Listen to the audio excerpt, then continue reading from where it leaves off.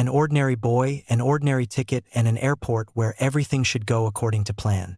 But one meeting at the counter changes everything, and the silence of those around him turns out to be louder than any words.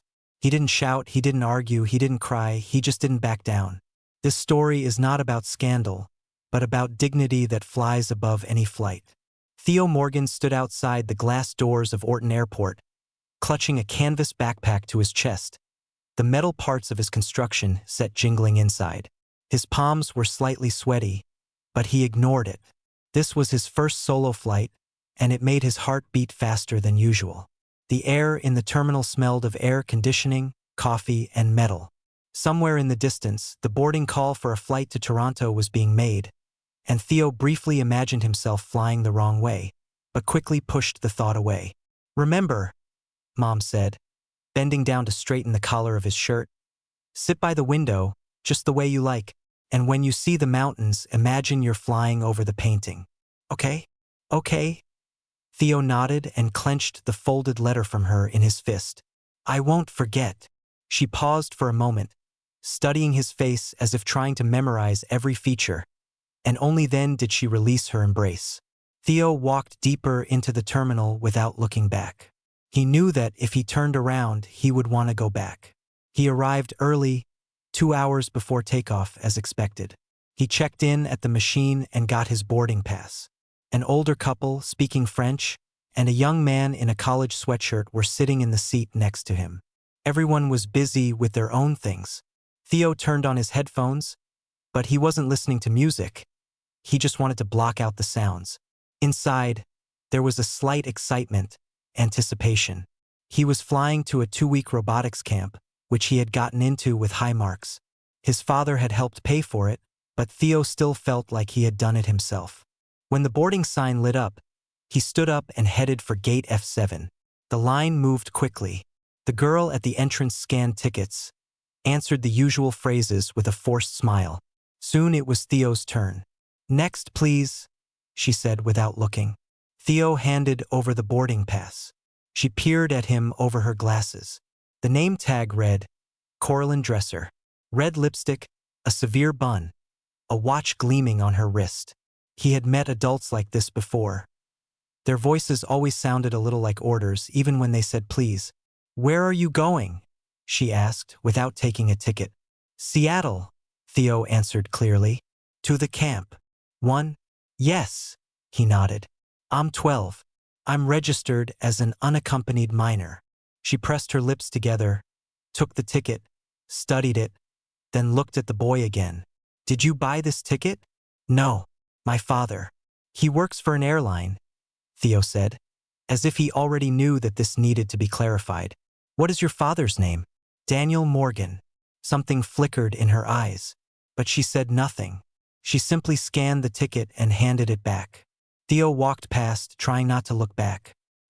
He noticed one of the passengers glance at him with mild surprise, as if the boy being alone on board was somehow out of place. He took a seat in the chair by the window and pulled out a notebook. It was raining outside, thin streaks running down the glass. Theo drew a robot, a funny one with long arms. Next to it he wrote, "The one who isn't afraid." 10 minutes later, boarding was announced. Theo folded the drawing, stood up, and moved toward the aisle. In front of him was a woman with a child. Behind him was a man in a business suit. He found himself in front of the counter again. But Coraline didn't reach for the scanner. She squinted at him. "Give me the ticket again," Theo said silently. She picked it up, checked the screen. Then a crunch. She tore the landing pad in half. "You won't fly anywhere with this," she said in a cold tone. "The ticket is fake." "Who gave it to you?" Silence. Theo felt a chill run down his spine. He didn't know what to say. He just exhaled. I don't understand. This is a real ticket.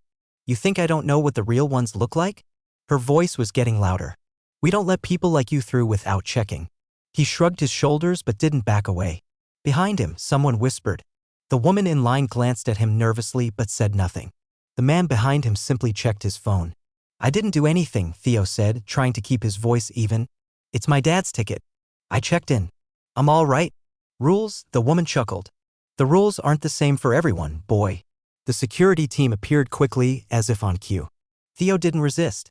He simply asked, "Can I call my father?" "Later. While you're under surveillance," said one of the guards. As he was led away, he turned around. People were watching, but no one was interfering. Not a single adult. Not a single voice. Only silence. And in this silence he felt not afraid, but empty. As if his invisible shell had suddenly become transparent to everyone. And everything he knew ceased to matter. The waiting room was cold, not physically cold, but like a museum of broken lives. White walls, gray floors, the smell of cheap coffee and hand sanitizer. Theo sat on the edge of his chair, his feet barely touching the floor.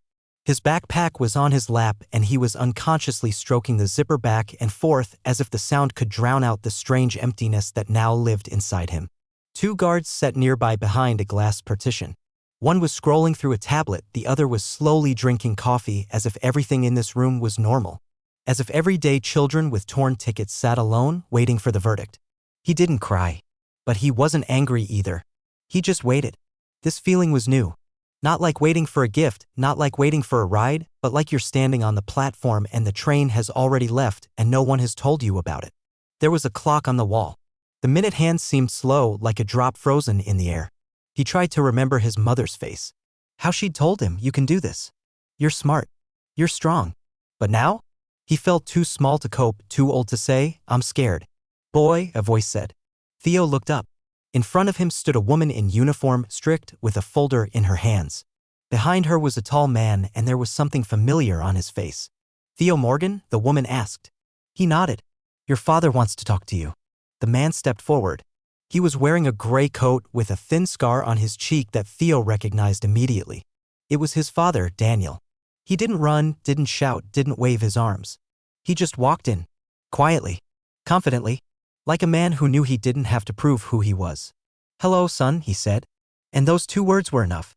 Theo stood up, not believing his eyes. "Dad." "I'm here," Daniel said. "Everything's fine." The woman with the folder coughed. "Mr. Morgan, we tried." He raised his hand. Not roughly, but calmly, but firmly. And she fell silent. "I would like to hear from my son what happened." Theo began to speak. Without pause. Without tears. As if, while he was sitting there, a voice had been born inside him that no longer wanted to hide. "I gave the ticket. Said it was from you. They accused me of forging it. They tore it up on the spot. They said I didn't look like a passenger with such a ticket." "Who said?" asked the father. "The woman at the gate. She had a badge." "Coraline." Daniel nodded. He turned to the woman with the folder. "I need you to show me the camera footage. And a list of those who were on duty at F7. Mr. Morgan." "I'm not demanding. I'm asking. Nordstar Airlines pays you not only for safety, but also for humane treatment." He spoke in the same even tone, which sounded like ice and lightning at the same time. "We acted within the protocol. The ticket looked suspicious. And my son's last name is Morgan," he interrupted. "The same as mine. It's on the sides of 400 airplanes in the world. Did you really think it unlikely that a boy named Morgan could have a ticket on Northstar?" The woman looked away. "The protocol is not an excuse. It is a shield for those who are afraid to take responsibility," he said. "Tell me, did any of the passengers say a word?" She shook her head. "Understand." He returned to Theo, putting his hand on his shoulder. "You did everything right. Even when no one supported you." There was silence in the room. That same dense silence, like in a courtroom before a verdict. "You knew I was coming, didn't you?" he asked. "I hope so," Theo replied. And in these words there was neither a request nor a reproach. Only faith. Quiet, like the beating of a heart in complete silence. Father straightened up. "We're done here." He took Theo's backpack and led him to the exit. And only then did Theo see, behind the glass, people were standing in line again. Looking. And again, silent. Only now that silent gaze no longer weighed on him. He knew it was not his fault. He had done everything right. It was just that sometimes the world took too long to learn to see. The dispatcher's voice echoed through the waiting room again, but it seemed distant and unimportant. Theo walked next to his father, feeling not just protected, but seen. His step became a little more confident. He didn't ask what would happen next. He knew his father knew where to go. They entered the administrative corridor beyond the check-in desks, where it was quieter. Gray walls, neon lights, and men in suits whispering into headsets. There were no passengers here. Just decision-makers.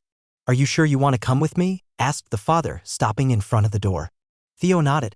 Then remember one thing, Daniel looked him in the eye. We're not here to take revenge. We're teaching. Inside was a conference room. Behind the glass was that same woman. Coraline.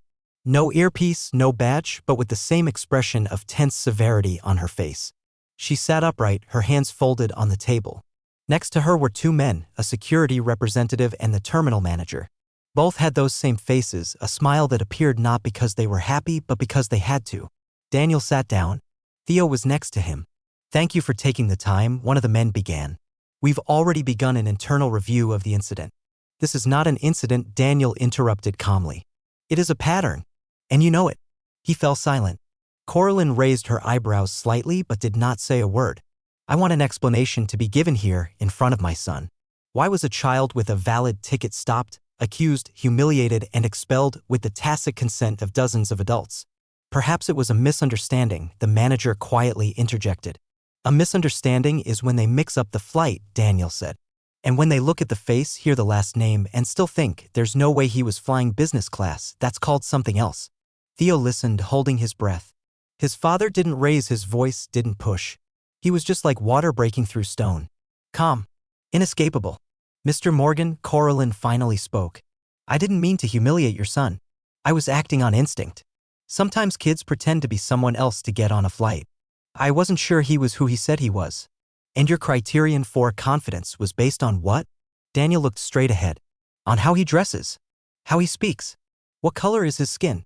The woman looked away. That's not what I meant. But you did it, he said. And it's not the first time. I have letters from other parents. Your doubts are repeated. And almost always with the same children. Silence. We will take action, the manager intervened again. Your family has the right to compensation. Daniel chuckled. Do you really think it's about money? He turned to Theo. Son, do you want to say something? Theo didn't expect it. He froze, then nodded slowly. I just wanted to fly. Like everyone else. I didn't want to be pitted. I wanted to be believed. He looked straight at Coraline. You don't know who I am. But I do. And that's enough for me. The woman was momentarily at a loss. There was more power in that look than in 1,000 words. Daniel stood up. I will reserve the right to contact the Air Carrier Council. Not to fire anyone, but to create a procedure where children flying alone are protected. Not just by protocol, but humanely. We'll take that into account, muttered one of the men. Don't take that into account. Change it, Daniel said. He went out first, Theo followed. The door closed behind them softly, but it seemed to cut off another reality. There was a crowd again on the way to the gate. Someone was running with a suitcase, someone was checking the board, someone was eating a sandwich sitting on the floor. Theo peered into faces. Someone recognized his father. Someone, perhaps, remembered the boy who was not allowed to pass. But he was no longer looking for recognition. He knew who he was. And that was enough. They approached a new exit. The employee at the counter nodded, looking at Daniel. Everything is ready, sir. Your personal instructions have been carried out. Thank you.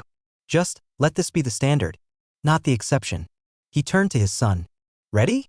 Theo took the boarding pass firmly. Now yes. And he went forward. Alone. Confidently. Without looking back. Because now he knew silence is not always weakness.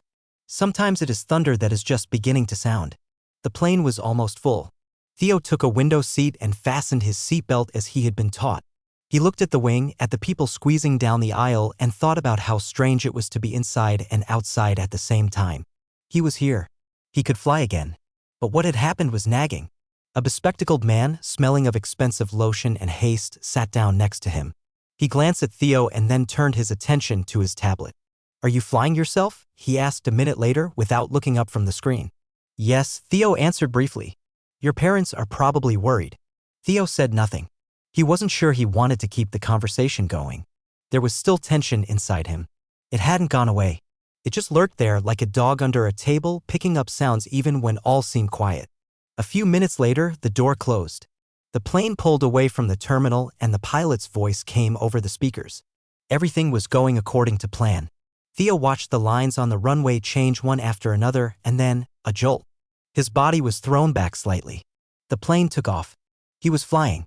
And yet, there was something different. The stewardess brought water and smiled. Theo nodded and thanked him. He noticed one of the passengers, a man with a beard and a leather bag, staring at him. Not rudely. Just as if he understood something. And then he nodded slightly. Theo didn't know what it meant, but at that moment he realized he was being seen.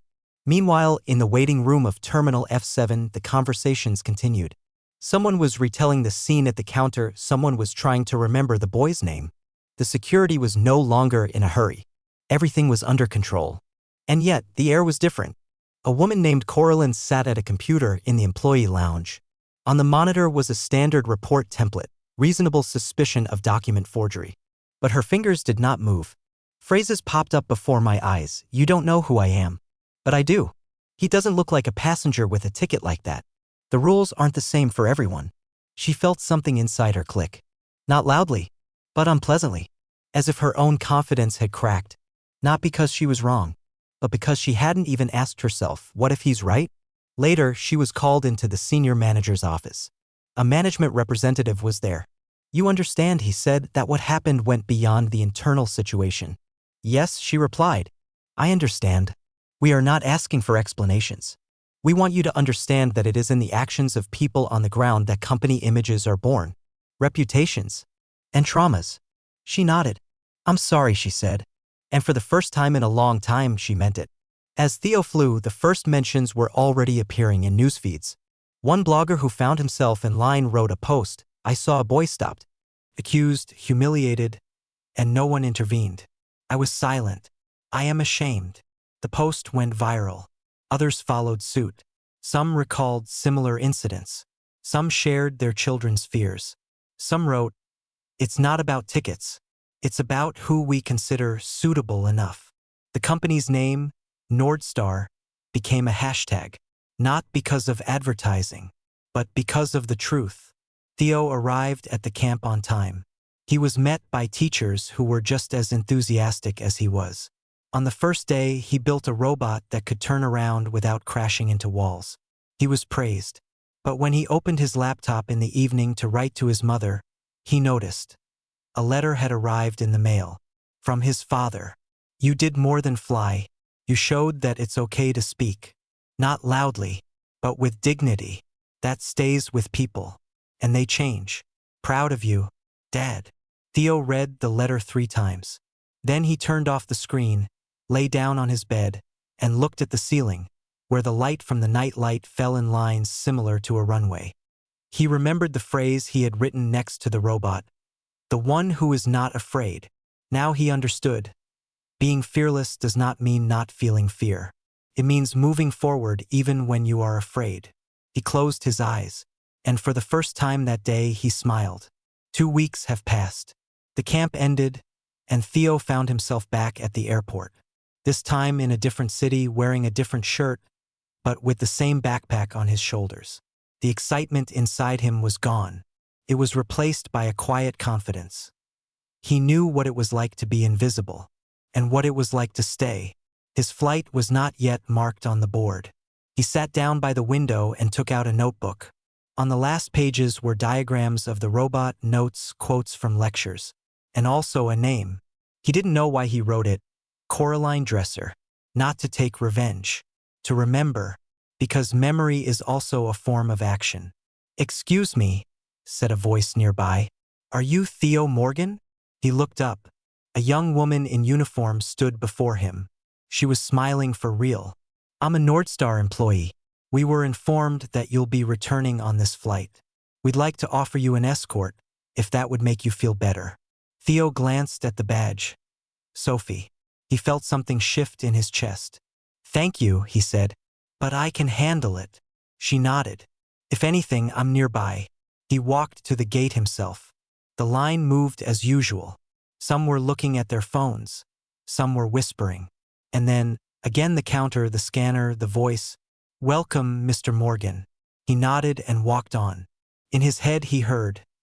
Now you are not an exception. Now you are a precedent. A day later, there was a meeting at the company's headquarters. Not a press conference, not a campaign, not a PR fuss. Just a conversation. Employees, managers, pilots. And Daniel Morgan not in the role of owner, but in the role of father. He stood at the screen, where a phrase from a blog that had spread across the internet was printed out. Silence does not protect. It enables. We can't change what's happened, he said. But we can make sure it doesn't happen again. The screen changed to scenes of children flying alone. Smiles, faces. Not an advertisement. Just the truth. I'm not angry at the woman who didn't believe my son. I'm angry at the system that didn't teach her to doubt herself the way she doubted him. Silence. That's why from today on, every minor passenger will receive not only standard instructions, but also attention. For real. Because trust is also a ticket. And we won't tear it up anymore. There was no applause, but someone in the audience nodded. And it was louder. A month later, Theo had a guest at school. The teacher said, "We're going to have a special lesson." It turned out to be a reporter who was preparing a story about the power of the voice. He didn't ask a single question about the scandal. He just asked, "Tell me, how did you understand what to say?" Theo thought. Then he said, "Because if you remain silent, you disappear. And I didn't want to disappear." Theo's story didn't make the front page, but it remained in hundreds of text messages, in conversations between parents, in new instructions at check-in desks. Some recognized him at the airport. Some just stared longer than usual. He wasn't a hero. He didn't want to be. He was just a boy who didn't lower his eyes. One evening he was sitting on the balcony and watching the planes in the sky. At the table, his father was leafing through a newspaper. His mother was watering the flowers. "You knew they'd listen, didn't you?" Theo asked. Daniel shrugged. "I knew you were telling the truth. And the truth is stubborn. It can be suppressed, but it cannot be undone." And if nothing had changed? The father looked at him. It was still worth speaking, even if only one person heard, because that one person might be the next to speak out. Theo nodded. A plane passed overhead, and for the first time he thought maybe someday someone on this plane won't keep quiet either, which means his flight was not in vain. Don't forget to subscribe and like this video so you don't miss new stories.